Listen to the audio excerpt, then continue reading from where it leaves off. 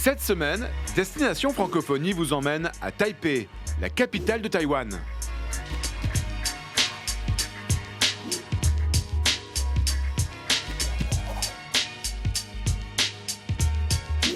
Bonjour. Non, je ne suis pas complètement perdu et complètement seul dans la jungle taïwanaise. Non, je suis à Taipei, l'une des plus grandes et certainement l'une des plus agréables capitales d'Asie. Et même si Taipei s'étend sur plusieurs dizaines de kilomètres, la nature n'est jamais très loin, puisque la capitale est entourée de collines comme autant de parcs où il est très agréable de se promener. Mais il faut redescendre des collines et venir au pied de la tour 101, l'une des plus grandes d'Asie avec ses 509 mètres, pour ressentir l'énergie bouillonnante de la ville. Marcher dans les rues de Taipei, c'est être pris dans un trafic continu de voitures et de bus, c'est vivre la ville à un rythme frénétique. Taipei est une ville qui ne dort jamais vraiment et il faut absolument venir vous promener dans ces fameux marchés de nuit. Le marché mettra à l'épreuve vos papilles sur les différents étals qui proposent des plats typiques, salés ou sucrés, et à chaque fois, c'est un vrai délice. Vous vivrez aussi ici un vrai moment de convivialité à la rencontre des habitants et pour 3 €, vous pourrez même connaître votre avenir.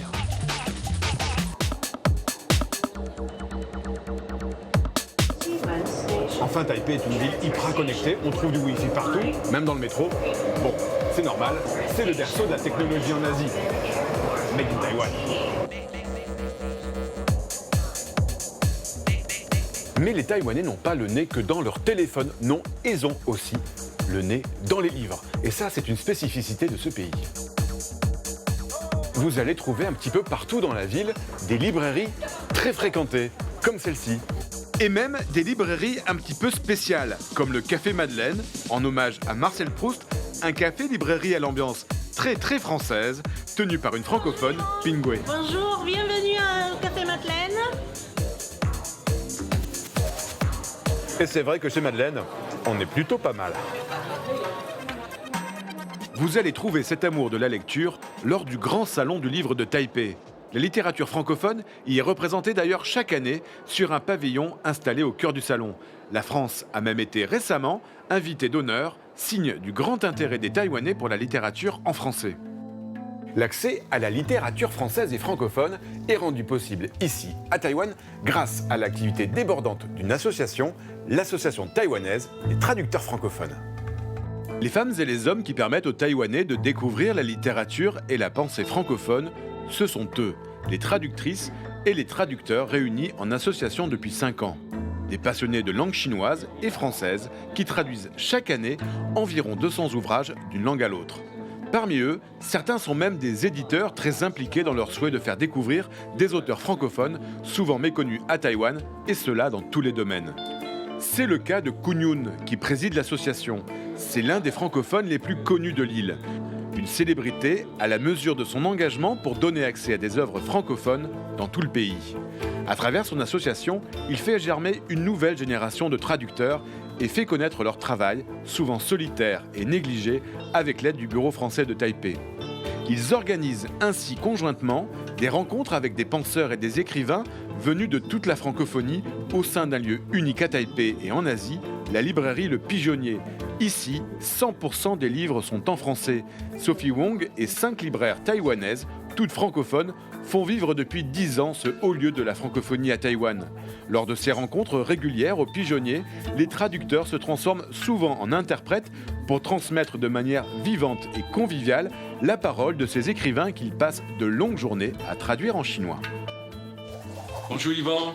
Bonjour Kunyun, ça va? Très bien, voilà. Merci. Bienvenue chez moi. Super. Kunyun, comment expliquer qu'il y a tant de traducteurs en français ici à Taipei? Je pense que traditionnellement, à Taïwan, on est très influencé par la culture américaine, culture chinoise et culture japonaise. Et pour tous les Taïwanais qui ont envie de regarder un peu ailleurs, chercher une autre source d'inspiration, ils vont tourner vers la France. Je pense que c'est une chose qui a commencé, par exemple, dans les années 80, lorsqu'on a commencé la démocratisation. Il commence à y avoir des sociologues qui ont parlé de Michel Foucault, de Pierre Bourdieu. Il y a vraiment des intellectuels français qui proposent propose des pensées très critiques et qui étaient vraiment très inspirantes pour les jeunes Taïwanais. Et du coup, dans les années 90, il commence à avoir de plus en plus de jeunes Taïwanais qui vont aller en France pour étudier la sociologie, pour étudier les beaux-arts, la danse ou bien la littérature française, etc. Et après vécu quelques années en France, évidemment, la première chose qu'ils ont envie de faire, c'est de partager ces savoirs avec les Taïwanais. Et la chose très évidente à faire, c'est de traduire et de partager tel ou tel ouvrage important français pour les Taïwanais. Je vais maintenant rencontrer Toi Shen. Elle est traductrice en histoire et fait parfois de l'interprétation en philosophie et tout ça, tout en français. Je vais la retrouver à l'Alliance française de Taipei. Bonjour Toi Shen. Bonjour Ivan. D'où vient cette passion pour la traduction et l'interprétariat en français? Il y a beaucoup de similitudes entre la langue française et la langue chinoise. Je trouvais entre les deux langues peut-être une petite passerelle. Je trouve c'est comme entrer dans un jardin secret à chaque différent auteur ou à chaque différent interprétariat. Je trouve des choses intéressantes que je n'ai jamais vues ou je n'ai jamais découvertes. D'être francophone, c'est avoir le privilège de voyager tout le temps entre les deux cultures. Et j'adore ça. Je vous emmène maintenant dans ce haut lieu de la francophonie à Taipei, qui est la librairie du Pigeonnier, et j'ai rendez-vous avec sa directrice, Sophie Hong. Venez.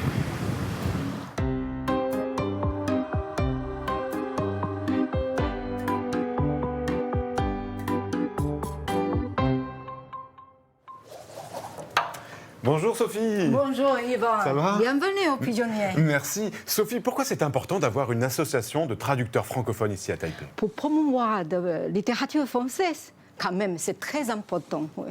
Et à Taïwan, il y a pas mal de gens qui étudient le français, mais quand même, pour les gens qui ne parlent pas, ils voient. C'est important d'organiser des événements dans la librairie au Pigeonnier. Parce que c'est plein de livres ici, c'est l'ambiance qu'on a besoin. Les gens entrent ici, tu regardes, tu écoutes, tu peux toucher le livre. Comme ça, ils sentent.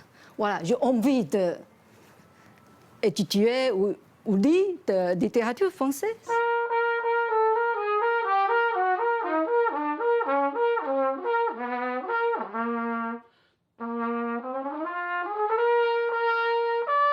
Alors si vous souhaitez en savoir plus sur celles et ceux qui font vivre la littérature francophone ici à Taipei, rendez-vous sur notre site internet. Nous, on se retrouve bien sûr la semaine prochaine pour une nouvelle destination. Et d'ici là, bonne semaine à tous sur la planète francophone.